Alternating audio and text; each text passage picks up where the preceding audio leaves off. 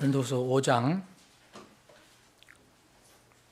8절부터 제가 빠른 속도로 제가 가지고 있는 성경을 읽겠습니다. 내가 말하노니 우리가 확신에 차서 원하는 바는 차라리 몸을 떠나 주와 함께 있는 것이라. 그런즉 우리가 수고하는 것은 함께 있든지 떨어져 있든지 그분께서 받아주시는 자가 되려 함이라.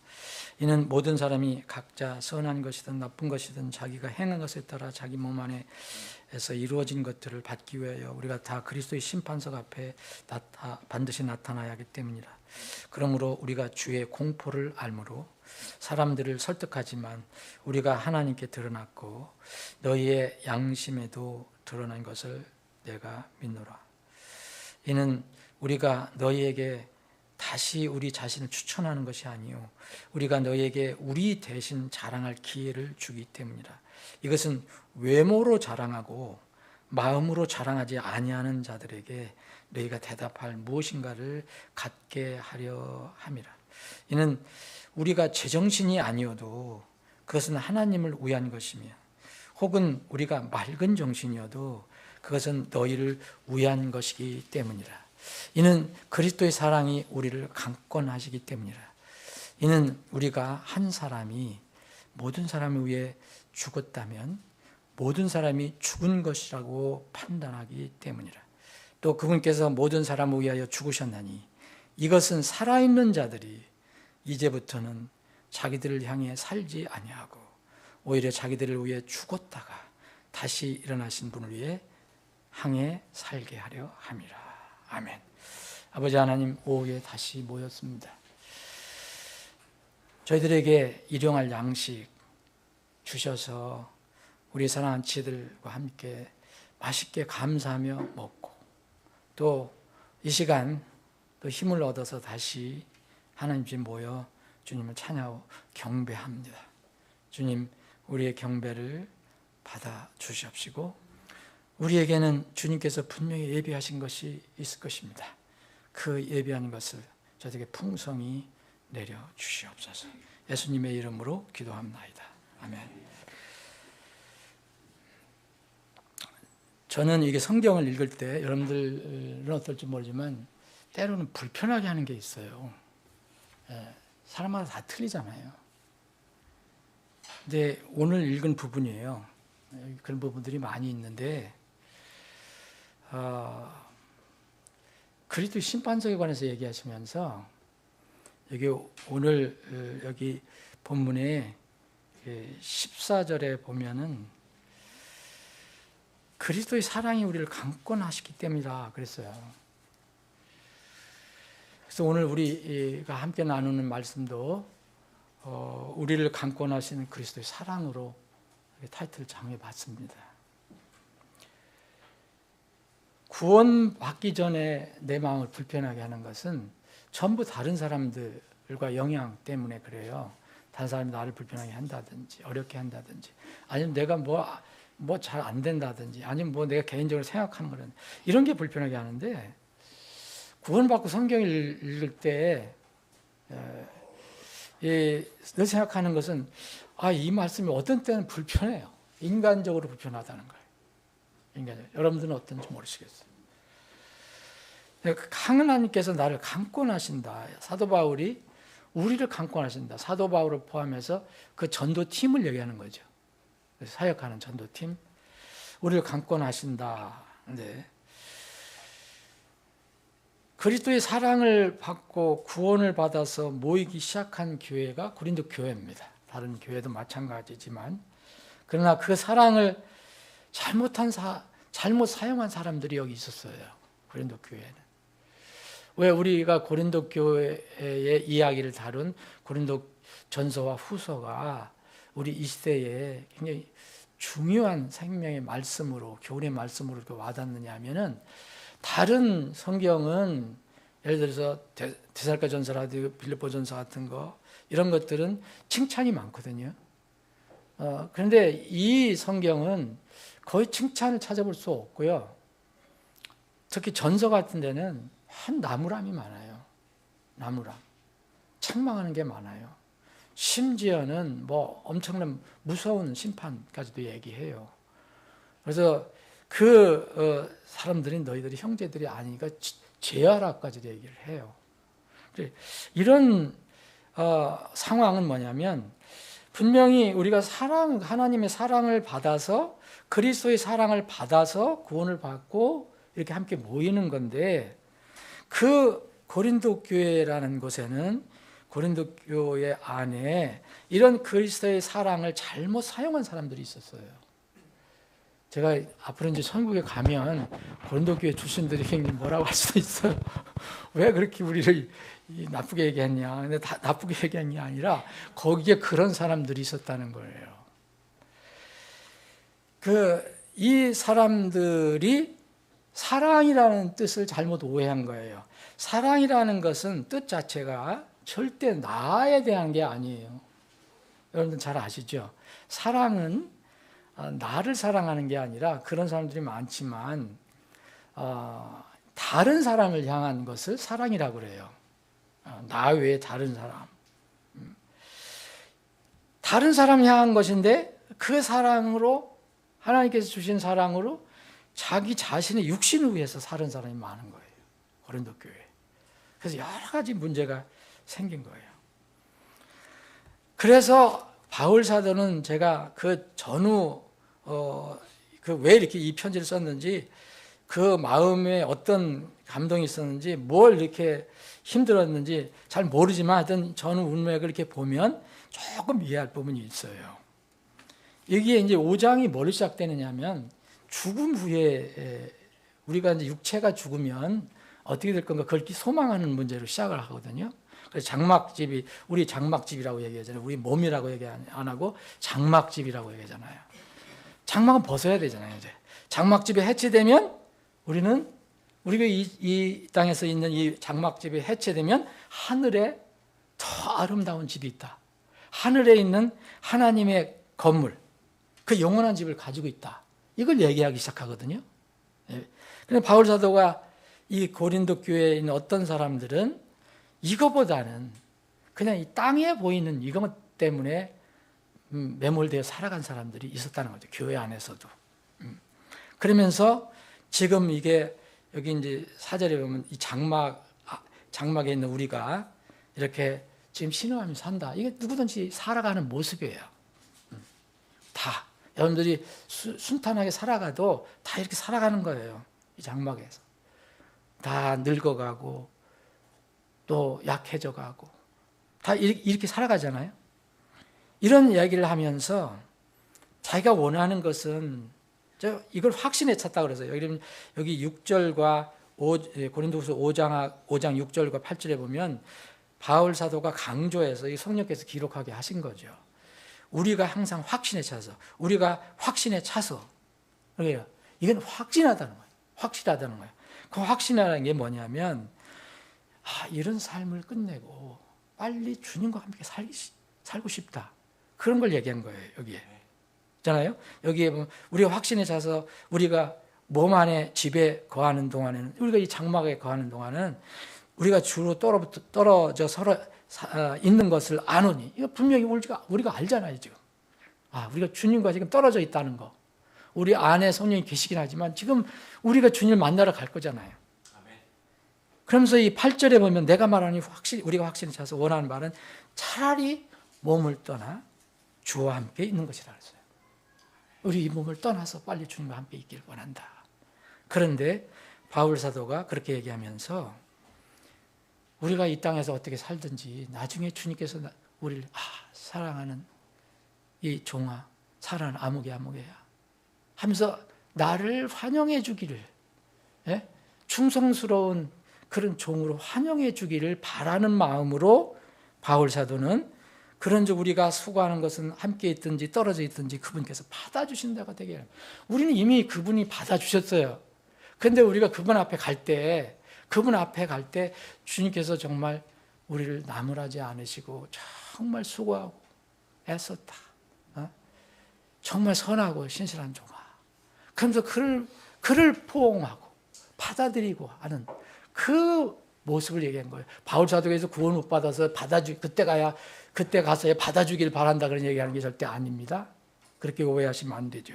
그런 분들이 이런 거 가지고 구원을 받아 받는 영원한 구원이 아니라고 얘기한 사람들이 있는 거예요.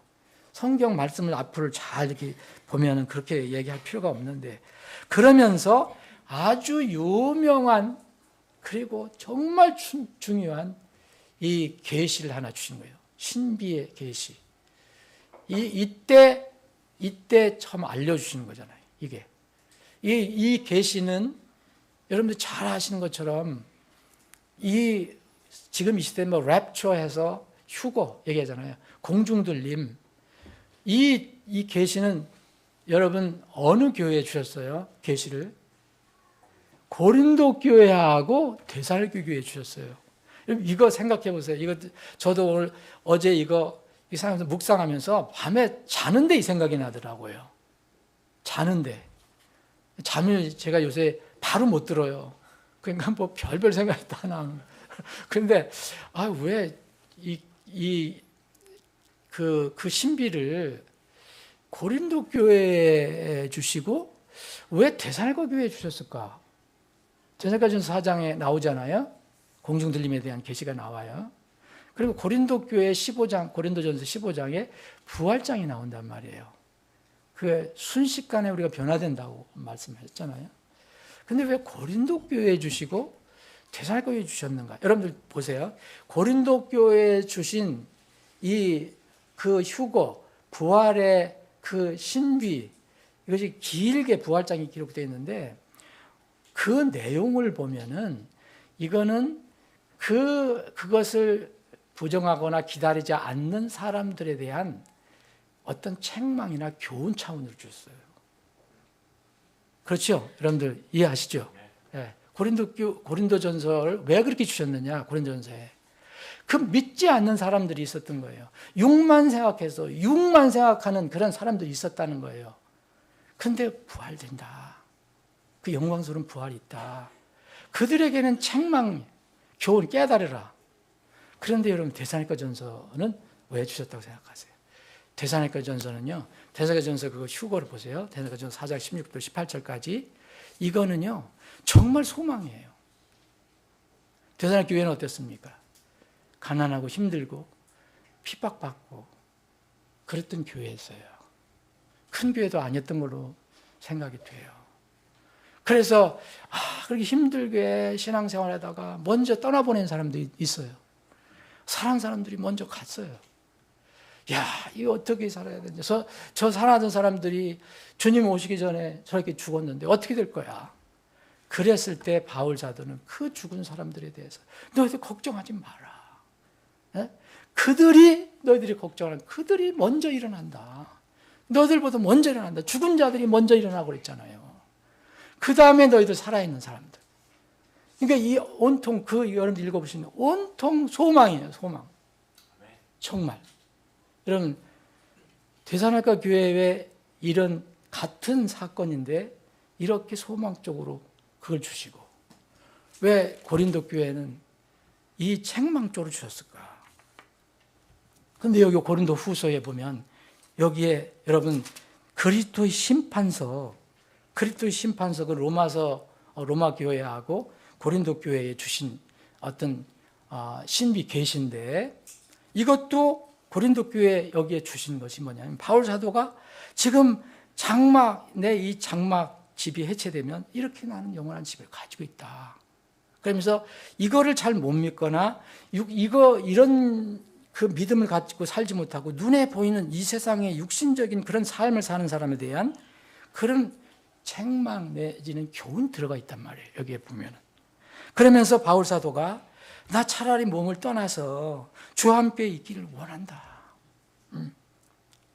그런데 내가 이 땅에서 수고하는 것은 그때 내가 만나뵐 그분이 나를 기쁘게 나를 허그해주고 이렇게 억셉트해주고 받아주고 그거를 내가 지금 그렇게 받아주시기 자가 되게 하는 거다.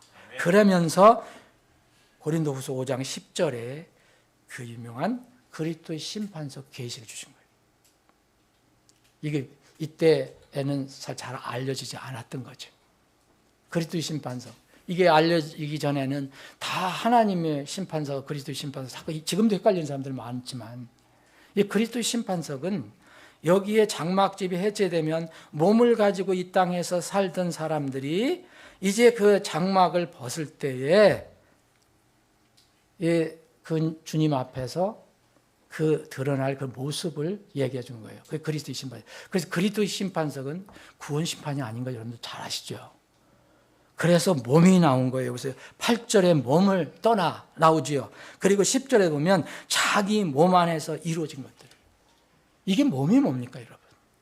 몸이 바로 그리스도인들 구원받고 나서 살아가는 것을 이야기하는 거예요.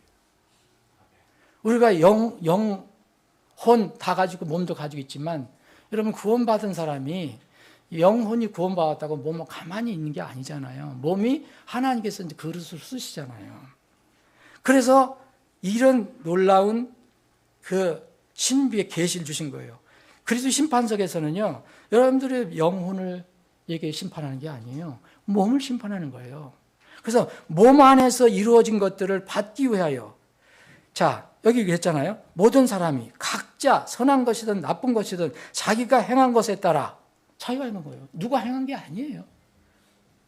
전부 자기가 행한 것이에요.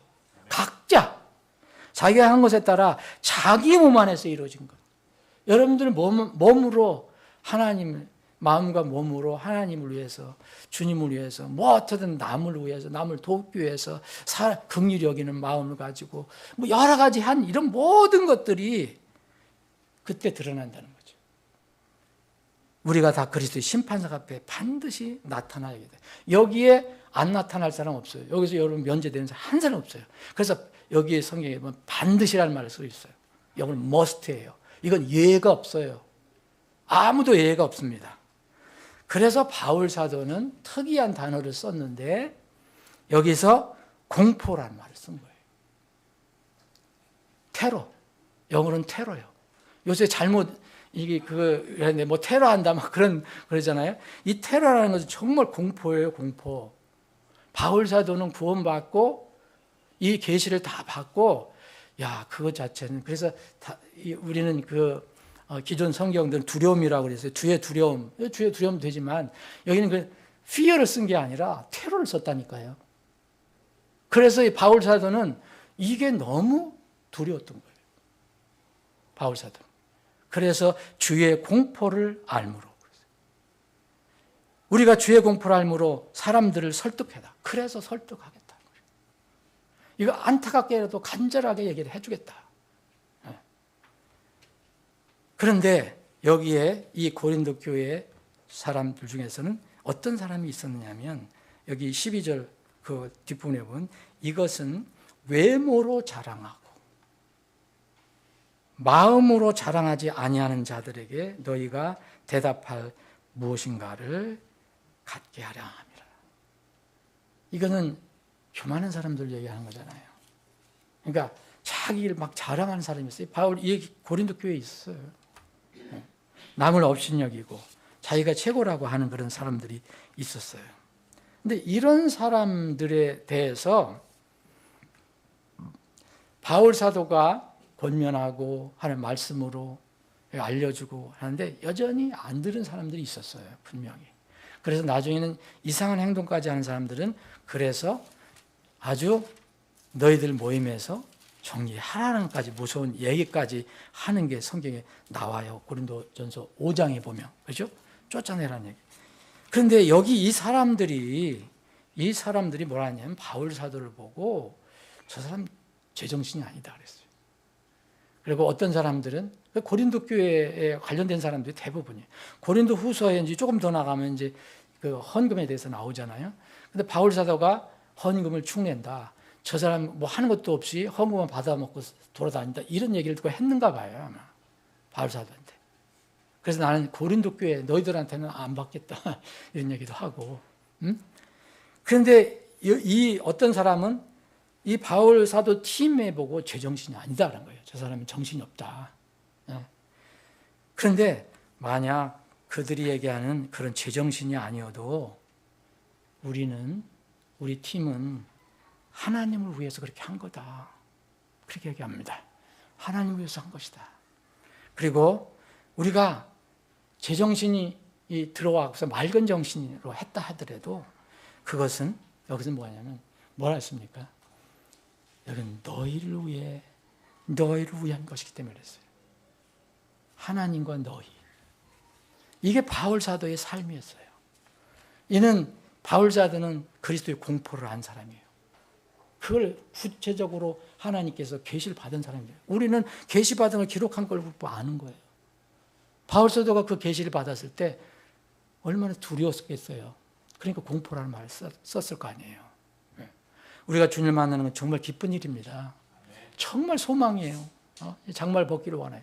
그런데 이 그리스도 심판석이 계시가 됐을 때 바울 사도는 그 그리스도 심판석에 대한 그 진리가 너무 강했던 거예요. 자기한테. 너무 강해서 그래서 다른 사람들이 자기를 어떻게 생각하든 어떻게 비판하든 간에 나는 하나님을 위해 살겠다. 나를 구원해 주신 하나님을 위해 살겠다. 그리고 하나님께서 맡겨주신 사람들을 위해 살겠다. 그거예요. 바울 사도는 그것밖에 없어요. 주님 그리고 맡겨주신 사람들을 위해 사는 거. 그러면서 이제 14절에 말하냐면 또 계속 이유를 얘기하시거든요. 이유. 이런 것을 아니까 나를 강권하게 하는 게 있다. 그래요. 강권.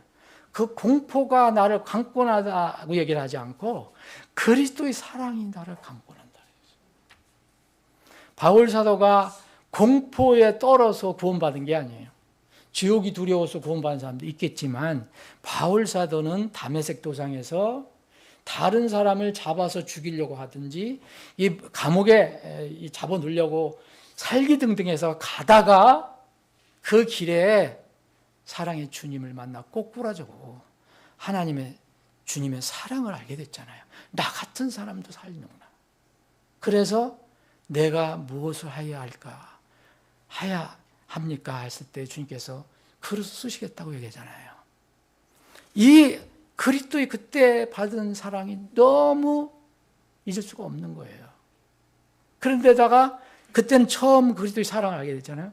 계속 사역을 하다가 이게 언제 계시를 받았는지 모르지만 그리스도 심판석 계시를 받았어요. 그거 너무 공포스러운 거예요. 이거는. 그런데 공포는 공포를 몰아낼 수가 없어요. 공포는 뭘 몰아낼 수 있어요? 여러분 사랑이 몰아낼 수 있습니다. 절대 공포를 가지고 공포 못 몰아냅니다. 그리스도의 사랑이 모든 두려움을 내쫓아요. 그래서 그리스도의 사랑이 우리를 강권하기 때문이다 그랬어요. 장막 얘기하고 몸 얘기하고 자기를 비판하고 비난하는 사람들 얘기하고 그러면서 그리스도의 심판사가 주의 공포를 알므로 나는 사람들을 설득하게 하기를 원한다. 설득한다는 것은 알린다는 것보다 훨씬 높은 강도예요. 할 수 있으면 내가 그들에게 다 알려주겠다. 어떻게든지 그들이 좀 알아듣게끔 해주고 싶다. 설득해주고 싶다. 그런 뜻이에요. 그러면서 이게 바울 사도가 이제 그리스도의 사랑이 우리를 강권하시기 때문이다. 이는 우리가 한 사람이 모든 사람을 위해 죽었다면 모든 사람이 죽은 것이라고 판단하기 때문이다. 여러분 이 말씀에 해당 안 되시는 분은 없어요. 여기에. 다른 세상에 믿지 않는 사람도 다 해당이 돼요. 그들은 그리스도의 사랑을 몰라요. 우리는 그리스도의 사랑을 알았어요. 그리고 우리가 다 죽었다가 살아난 거 알아요. 주님이 죽으셨으면 우리도 죽은 거예요. 그러면서 바울 사도가 이 그리스도의 심판석에 관해서 얘기하면서 뭐라냐면 그분께서 모든 사람을 위해서 죽으신 거다. 당신 자신을 위해서 죽은 게 아니고 그 사람들을 위해서 죽으셨다. 그래서 이것을 정말 알고 믿는 사람이면 삶의 방향이 결정되어야 된다. 15절 그래서 또 그분께서 모든 사람을 위하여 죽으셨으니 이것은 살아있는 자들이 여러분 살아있잖아요. 우리가 아직 몸은 살아있잖아요. 살아있는 자들이 이제부터는 자기들을 향해 살지 아니하고 오히려 자기들을 위해 죽었다가 다시 일어나신 분을 향해 살게 하려 함이라. 그래서 17절에 새로운 피조물 얘기가 나와요. 새로운 피조물이다. 우리가 새로운 피조물이기 때문에 옛날 거 다 지나갔다. 계속 우리는 새롭게 되어가고 있다. 그러면서 이 5장 마무리를 어떻게 하느냐면 살아있는 자들이 이제 자기들을 위해 향해 살지 않고 우리를 위해 이 죽으셨다가 다시 살아나신 그분을 향해서 살게 하려 한다 하면서 그분께서 우리에게 맡겨주신 것이 있다 이야기를 한 거예요. 그게 바로 이 18절부터 21절 말씀입니다. 이게 한마디로 얘기하면 우리가 그리스도의 대사라는 거예요. 대사. 대사가 굉장히 높은 위치잖아요. 어쨌든 왕이나 대통령이나 무슨 이렇게 파송하면은 그 나라를 대표하는 사람이잖아요. 그래서 어느 나라를 가든 그 나라의 대표예요. 미국에 대사를 간 사람은 그 대사가 대한민국의 대표예요. 그렇죠? 그 사람이 대표예요. 그런 것을 비유해서 우리가 그리스도를 위한 대사가 됐다는 거예요. 20절에 보면. 대사가 돼서 하는 일은 뭐냐 이거예요. 대사가 하는 일은. 대사가 실제 대사는 가서 우리나라의 국익을 위해서 이렇게 그 나라와 이렇게 잘 협조해서 뭐 하는 거잖아요. 우리나라 이름을 알리고. 근데 여기는 그걸 뭐냐면 이제 대사가 할 일은 그리스도를 위한 대사는 할 일은 것은 이제 하나님과 화해하는 일을 시킨 거다. 화해하는 일. 여러분 화해는 공포로 이루어지지 않습니다. 내가 상대방을 사랑할 때 화해가 이루어져요. 여러분 무슨 일이 있을 때 따지고 뭐 꼬치꼬치 따져봐야 화해가 돼요? 안 되죠. 내가 양보할 때 화해가 됩니다. 내가 희생할 때 화해가 돼요. 자, 그래서 화해를 어떻게 하게 하냐? 그리스도께서 당신을 위해서 먼저 희생하셨어요. 당신을 위해서 죽으셨어요. 화해를 위한 거예요. 그럴 때 그 사람이 그 화해를 받아들이면 그 사람은 하나님의 의가 되는 겁니다. 그래서 21절에 보면 하나님께서 우리를 위하여 죄를 알지 못하신 그분을 죄가 되게 하셨기 때문이니 이것은 우리가 그분 안에서 하나님의 의가 되게 하려 하십니다. 그리스도의 화해의 사역을 통해서 우리는 하나님 앞에 당당히 설 수 있는 의인이 됐어요. 이제는 우리는 정죄받지 않아요. 절대 정죄받지 않아요. 왜냐하면 그리스도의 피가 있기 때문에. 우리에게 대사가 있기 때문에. 그래서 이 일을 바울 사도에게 하라고 한 거예요.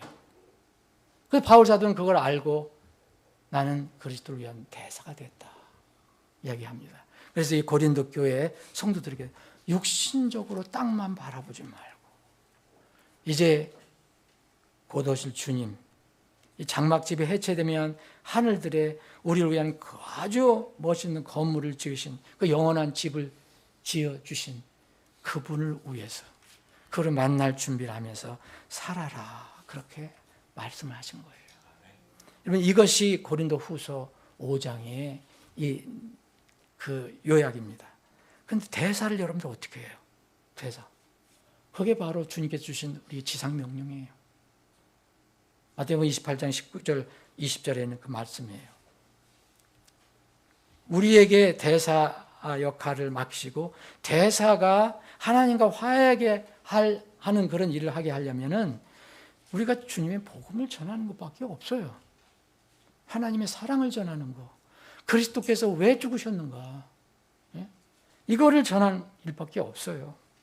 이 성경에는 그래서 이제 주님께서 제자들을 부르실 때 그것을 잘 이해하기 위해서 어부 이야기를 하셨어요. 이제 베드로와 뭐 야고보, 안드레 이런 사람들이 다 이제 그 갈릴리 바닷가에서 어부였잖아요. 그걸 잘 이렇게 주님께서 활용하셔서 그들이 이해하기 쉽게끔. 너희들 지금 이 고기를 잡는 어부였는데 이제 내가 너희들 부르면 너희들 날 따라온다면 내가 너희를 이제부터는 뭘 했어요? 사람을 낚는, 사람을 낚아내는 이 어부를 만들겠다라고 말씀하시잖아요. 그들은 쉽게 이해했겠죠. 우리가 가서 고기를 많이 잡아서 먹고 사는데, 이거는 이제 사람을 또 이렇게 그물을 가져가서 낚시를 가져가서 잡으라는 얘기는 그러면 무슨 뜻인지 알았을 거예요. 그래서 이 하나님의 어떤 영적인 일, 그래서 우리는 구원받은 사람이면은 다 이 두 가지 일이 있어요. 그냥 먹고 사는, 우리 여러분들 생계를 위해서 이제 먹고 살아야 되잖아요.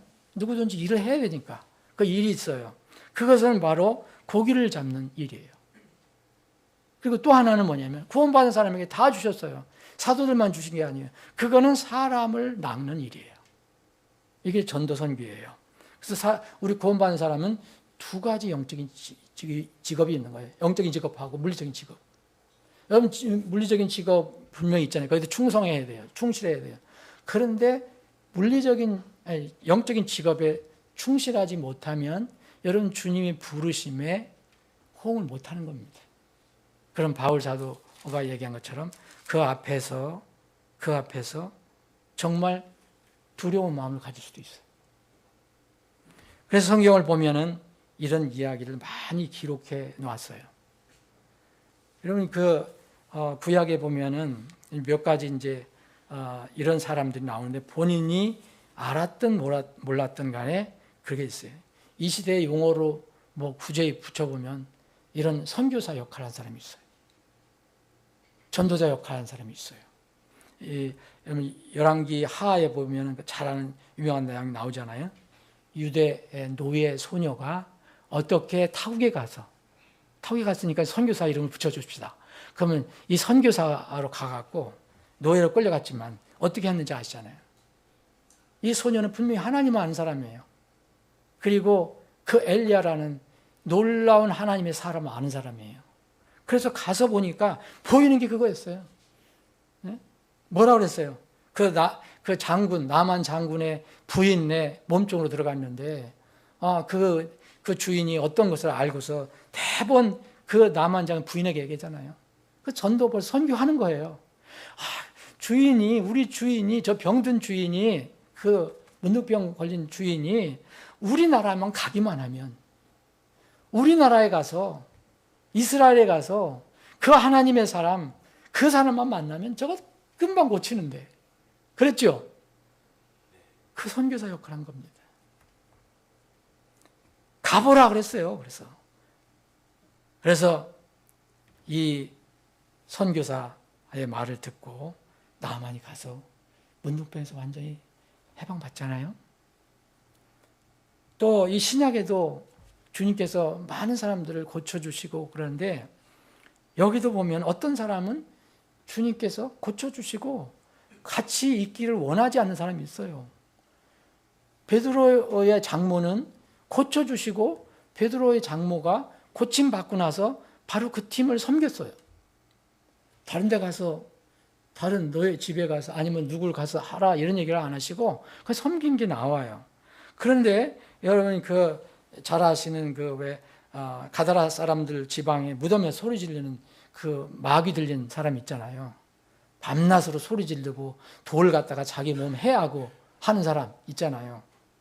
사람들이 접근을 못해요. 무서워서. 그런데 주님께서 일부러 찾아가셨을 때 이제 그 사람이 이제 주님 만나서 구원을 받습니다. 병을 다 고쳐요. 근데 여러분들 그거 읽어보시면은요, 자기가 주님과 함께 있기를 원했어요. 그런데 주님이 no 이렇게 했어요. 그러시면서 뭐라 하시냐면, 이제 너희 친척에게 가라 그래요. 너희 친척 집에 가서 내가 너에게 베풀어준 것, 네가 어떤 경험을 했는지를 그들에게 알려주라 그래요. 그래서 병에서 고침받은 제정신 든 사람이에요. 그래서 옷도 깨끗이 깔아 입고 단정하게 입고 벌거벗고 다니다가 이제 옷을 다 입고 그 주님의 명령에 따라서 이제 집으로 갔어요. 근데 성경 여러분 잘 읽어보시면 뭐라 하냐면은 그가 떠나가서 예수님께서 자기를 위해서 어떤 위대한 일을 행하셨는지를 자기 집에만 가서 얘기한 게 아니에요. 이런 마가복음 5장에 한번 읽어보시면 대가볼리라는 큰 지역에 널리 알렸다 그랬어요. 여기에다 그냥 말하는 것도 아니에요. 이거는 퍼블리시 그래갖고 그냥 공포하고 다니는 거야. 널리. 예? 널리 알리기 시작하니 모든 사람들이 놀라워했다라고 기록되어 있어요. 이 사람이 바로 예수님께서 너 네 친척 집에 가서 네가 경험한 걸 고해. 말하라 그랬어요. 텔하라고 그랬어요. 이게 고하라 전도사예요. 누구든지 할 수 있는 거예요. 여러분 또 유명한 요한복음에 보면 요한복음 앞부분에 보면 주님께서 제자들 부르시는 내용이 나오거든요. 이건 다른 삼복음서에는 이런 얘기가 안 나오는데, 예를 들어서 베드로 같으면은 이러면 구원을 먼저 이게 받고 나중에 사명으로 부르심 받아요. 근데 여기에 보면은요, 이 빌립이라는 사람이 자기 그 형제에게 이게 예수님을 증거하잖아요. 나 이런 사람 만났다. 모세가 율법에 기록하고 예언자들이 그렇게 계시했던 그분을 우리가 찾았다. 그들이 누구냐? 그가 누구냐? 요셉의 아들 나사렛 예수더라. 그랬더니 그 나다나엘이 이게 무슨 소리야? 이게 무슨 이상한 소리를 하고 있는 거야? 그러면서 이 나사렛에서 무슨 선한 것이 나와? 이렇게 얘기했거든요. 그러더니 빌립이 와서 한 말이 있어요. 그럼 내 말 못 믿으면 와서 봐 그랬어요. 그 와서 보라는 말이 나오거든요. Come and see. 와서 봐. 그래서 사실은 빌립이 와서 보라 전도사예요. 누구든지 할 수 있는 거예요. 사마리아 수가성의 우물가 여인, 여러분 잘 아시잖아요. 어떻게 경배드린지 몰랐어요. 구원을 받았기 때문에. 영과 진리 안에서 경배하는 자들을 주님께 찾으신다고 그랬는데 예수님과 이 교제 가운데 말씀을 듣고 변화가 일어났어요. 물동이 다 내버렸어요. 가장 중요한 게 그녀에게는 그 물동이었어요. 그죠? 그 물을 먹고 살고 그래요. 그런데 그거 다 잊어버렸어요. 물동이를 버려두고 쏜살같이 자기 동네로 들어가요. 들어가서 이야기합니다. 사람들에게 와서. 그 자매가 한 얘기는 이거예요. 똑같아요. 와서 보라요. 와서 보라. 저기 그분이 있다. 우물가에 그분이 있다. 내가 이렇게까지 행한 것들을 자세히 얘기하더라. 이게 보통 사람이 아니더라. 그러면서 이 여인이 뭐라냐면 그리스도가 아니냐 이렇게 얘기해요. 구원받은 하나님의 백성이 된 거죠. 여러분, 주님께서 바울 사도를 통해서 고린도 교회에 주신 이 말씀, 이 장막집 해체, 그리고 몸을 떠나서 주님과 함께 있기를 원한다. 그런데 그 몸과 연결돼서 그리스도의 심판석이라는 놀라운 진리를 우리에게 알려주셨고요. 근데 진리를 받은 사람들은 그리스도의 사랑이 늘 강권하는 사람들이다. 여러분, 그리스도의 사랑이 강권하는 것을 느껴보신 적이 있어요? 내가 저 사람한테 얘기를 해야 되는데, 내가 저 사람을 위해서 기도해야 되는데, 그 순간 마음에 들다가도 또 무슨 이상이 싹 다 잊어버리죠. 여러분, 이게 그리스도의 강권입니다. 성령님이 요란하게 천둥 번개 치면서 여러분들에게 말씀하시는 게 아니에요. 미세하게 말씀하실 수도 있어요. 그리스도의 사랑이 우리를 강권한다. 그리스도의 사랑이 우리를 강권할 때 우리에게 이 강권하는 내용은 뭐냐면 너도 내 대사가 되라예요. 내 대사가 돼서 예수 그리스도의 죽음을 통해서 다른 사람들이 화해된 것처럼 너도 그 일을 좀 사람들에게 설득하고 알려줘라. 그러면 그 사람들이 이 하나님 안에서 의가 되지 않겠냐. 이 말씀입니다. 우리가 이제 12월을 한 달 남았어요. 하나님은 절대 강제로 억지로 하시나. 여기 강권이라는 것은 또 다른 말이 또 하나 있는데, 영어로는 또 다른 말인데, 그건 하나님의 힘을 동원해서 이렇게 한다는 뜻은 아니에요. 강력하게 권면한다는 뜻이에요. 여러분, 성령께서는 우리에게 지금 마지막 때에 우리 교회를 쓰시길 원하는 거예요. 어느 교회든 주님의 교회라면 주님께 쓰시길 원해요. 그러면 우리 교회를 쓰시길 원하면 여러분들을 쓰시길 원할 겁니다. 나는 거기서 죄입니다. 그런 사람은 없을 것으로 생각합니다. 여러분들이 하나님의 대사가 되어서 잘 쓰임받아서 좋은 열매를 맺는 마지막 한 달이 됐으면 좋겠어요. 그리고 또 내년도 그런 해가 됐으면 좋겠어요. 자, 만찬하겠습니다. 주님, 주님 만찬을 하기 위해서 두 분을 이렇게 섬기는 분 두 분 모시겠습니다.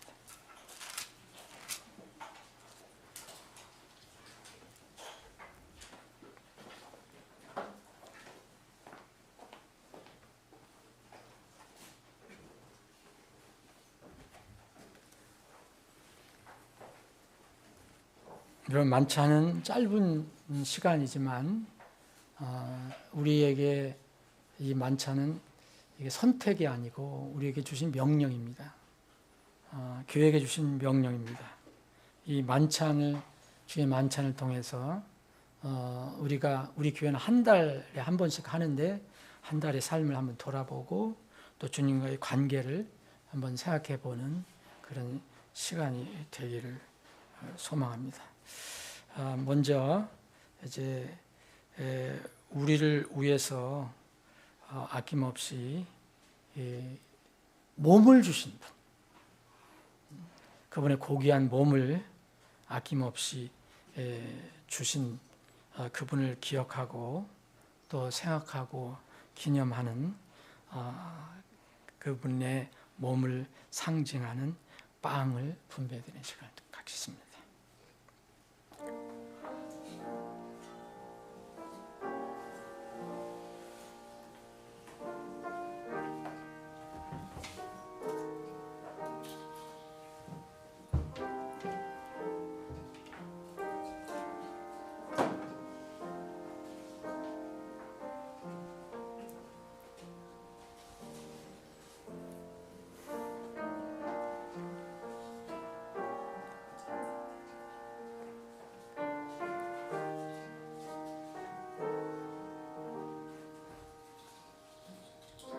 주님께서 제정한 만찬, 주님의 만찬 규례 안에도 주님이 다시 오심을 강조하고 계십니다. 우리 만찬은 주님이 오실 때까지 하는 겁니다.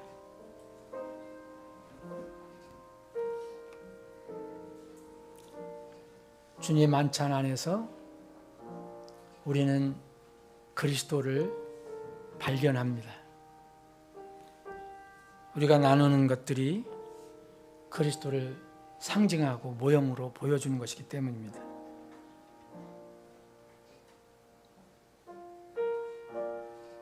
그리고 만찬에는 피를 의미하는 잔도 나옵니다. 그리스도의 피가 없으면 우리는 구원받을 수 없습니다. 피 흘림이 없으면 죄를 사함받을 수가 없습니다.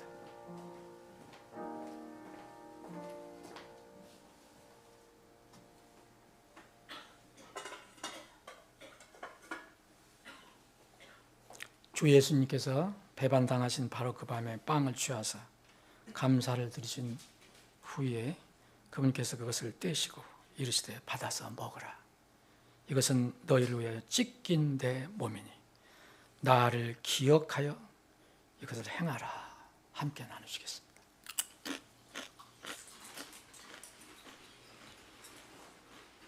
다음은 우리를 위해서 아낌없이 흘려주신 그분의 피를 기념하고 상징하고 모형으로 보여주는 잔을 분배해드리겠습니다.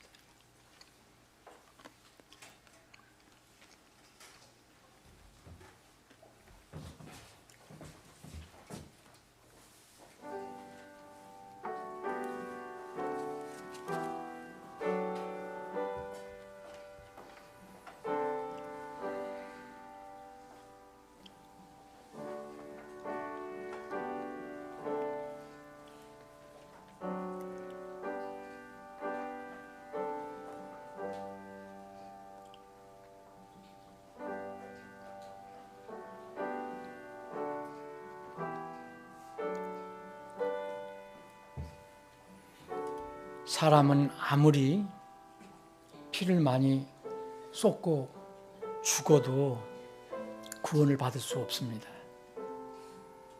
하나님께서 철칙으로 정하신 것이 있기 때문입니다.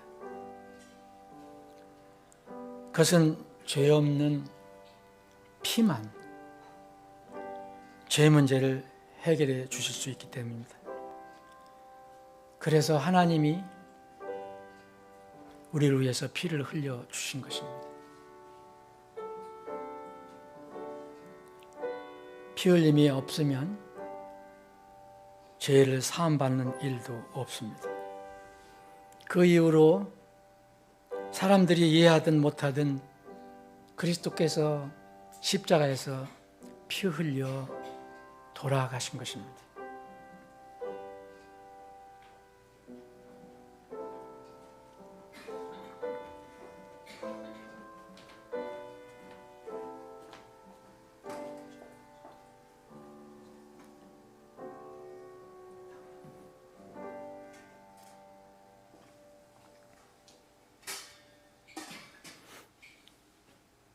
이와 같은 방법으로 잔을 집으시고 이르시되 이 잔은 내 피로 세운 새 상속 언약이니 너희가 그것을 마실 때마다 나를 기억하여 이것을 행하라. 이는 너희가 이 빵을 먹고 이 잔을 마실 때마다 너희가 주의 죽으심을 그분께서 오실 때까지 보이기 때문이라. 함께 나누시겠습니다.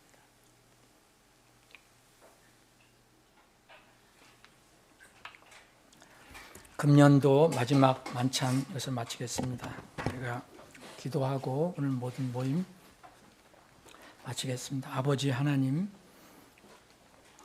하나님의 은혜로 오늘 하나님의 집에서 아침부터 지금 시간까지 구원의 기쁨과 함께 감사로 주님을 찬양하고 경배를 할 수 있는 그런 참으로 특권, 좋은 기회를 허락해 주셔서 감사합니다. 이제 이 모든 모임을 마치면 우리 사랑하는 지체들 각자 주님께서 허락하신 처소로 흩어집니다.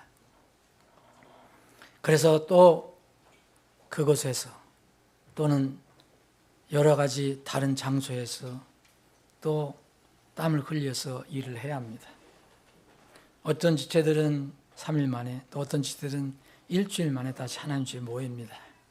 주님, 그때까지 세상 어디에서 무슨 일을 하든지 주님이 우리 사랑하는 지체들과 함께 동행해 주시고 인도해 주시고 부족한 거 있으면 채워 주시고 또 연약한 거 있으면 강하게 해 주시고 또 풀리지 않은 것이 어떤 것이 있다면 그것을 주님의 은혜로 깨끗이 풀어 주시옵소서.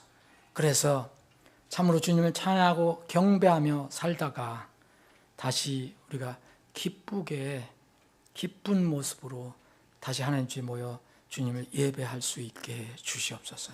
오늘 오후 남은 시간도 주님이 저희들과 동행해 주실 그리고 인도해 줄 것으로 믿고 감사드리며 거룩하신 예수님의 이름으로 기도합니다.